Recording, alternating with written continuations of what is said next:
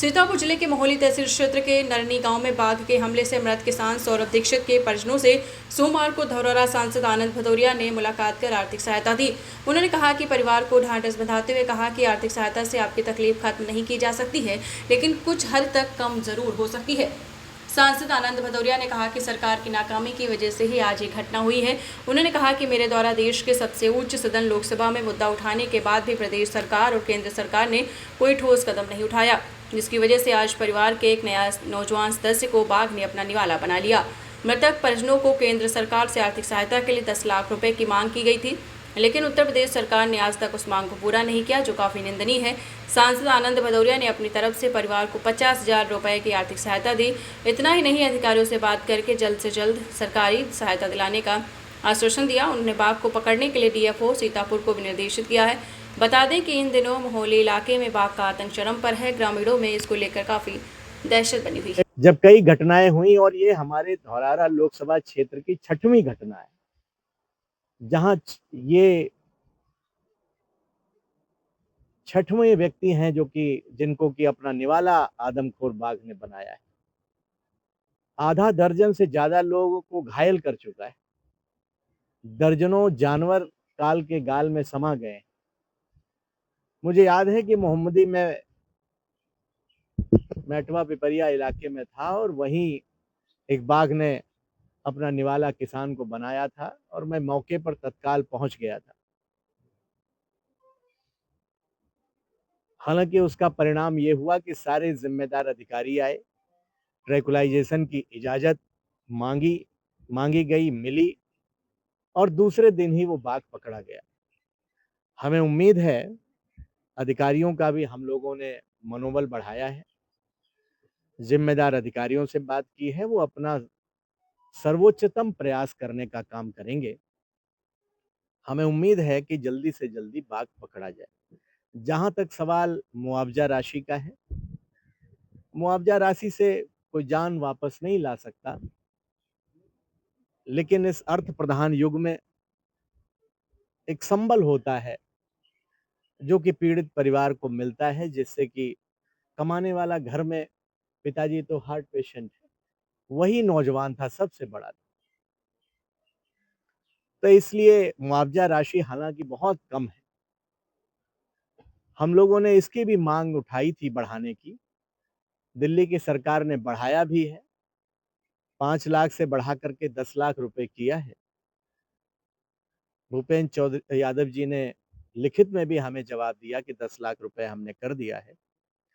लेकिन अभी उत्तर प्रदेश की सरकार ने, ये दुर्भाग्यपूर्ण है कि अभी केवल एक चिट्ठी जारी करनी है कि जो दिल्ली की सरकार ने आदेश किया है हम उसको स्वीकार करते हैं।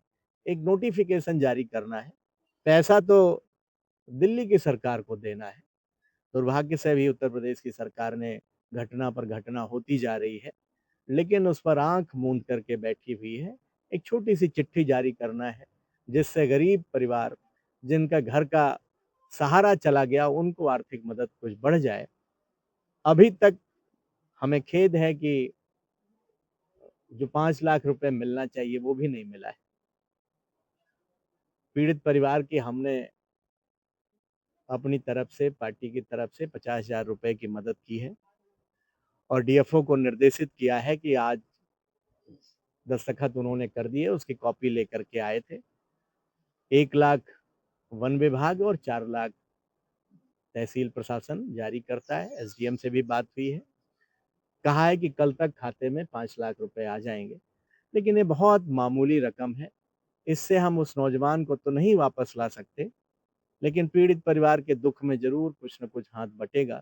और हम आप लोगों के माध्यम से मांग करेंगे कि जो नोटिफिकेशन सिर्फ यूपी की सरकार को जारी करना है, और केंद्रीय मंत्री दुधवा की मीटिंग में यूपी के कैबिनेट मिनिस्टर से कह करके गए थे कि आप नोटिफिकेशन जारी कर दीजिए। हम आपके माध्यम से अपील करेंगे कि वो नोटिफिकेशन यूपी की सरकार अगर जारी कर दे तो कम से कम 10 लाख रुपए इस परिवार को मिल जाए। इसलिए आप सबसे भी प्रार्थना है कि इस दिशा में आप भी अपनी आवाज, हम लोगों की आवाज को आगे तक बढ़ाएं हो सकता है यूपी की सरकार नोटिफिकेशन जारी करे। सांसद जी, जब लगातार इस क्षेत्र में बाघ भ्रमण कर रहा था, कई शिकायतें ग्रामीणों द्वारा दी गई, लेकिन वन विभाग कहीं ना कहीं नाकाम रहा इसको पकड़ने में, वरना इसकी जान ना जाती है। सवाल वन विभाग का नहीं है, सवाल है कि जो दिल्ली और लखनऊ में सत्ता में बैठे हैं उनकी मंशा क्या है। उनके लिए ये जो जाने जा रही हैं ये कोई बड़ी बात नहीं है, कोई बड़ी दुर्घटना नहीं है, कोई बड़ी घटना नहीं है। अगर बड़ी घटना होती तो क्या सरकार का कोई जिम्मेदार बड़ा मंत्री, कोई और जिम्मेदार सरकार में बैठे हुए लोग पीड़ित परिवार के आंसू पोंछने नहीं आते? हम लोगों ने आज जब जिम्मेदार अधिकारियों से बात की है तो इक्विपमेंट कुछ नहीं आ पाए थे। गांव वालों को इसलिए रोक रखा है कि वो जाते तो देख लेते कि इससे अच्छा तो हम पकड़ने का इंतजाम कर लेते। लेकिन आज सब पहुंचे हैं और उपकरण पहुंचे हैं। हमें भरोसा है कि जल्दी से जल्दी बाघ पकड़ा जाएगा, और सिर्फ यही बाघ नहीं, इस पूरे इलाके में, और हमारी लोकसभा की तो 4 विधानसभाएं प्रभावित हैं, इस पूरे इलाके में ब्रीडिंग हो गई है। जो जंगल से निकल करके बाघ आ गए उन्होंने गन्ना को अपना दूसरा घर बना लिया है। गन्ने के अंदर उन्होंने अपना घर बना लिया, जंगल का किनारा है, पीने के लिए नदी का पानी मिलता है, वहीं बच्चे हो रहे हैं। धीरे धीरे ये समस्या इतनी बढ़ती जाएगी। मैंने तो दिल्ली में जब सवाल उठाया था तो कहा था कि कल्पना कीजिए अगर संसद में कोई बाघ आ जाए, किसी बड़े नेता, किसी बड़े अधिकारी के बेटे को अगर निवाला बना ले, तब भी क्या सरकारें हाथ पर हाथ रखे बैठी रहेंगी? आज गांव गरीब किसान का बेटा शहीद हुआ है, तभी शायद इतनी खामोशी है। मुझे लगता है अगर सरकारें इंतजार कर रही हैं कि कोई और बड़ी घटना दुर्घटना हो जाए तब वो चेतेंगी। इसलिए मैं इस मौके पर कोई राजनीति नहीं करना चाहता।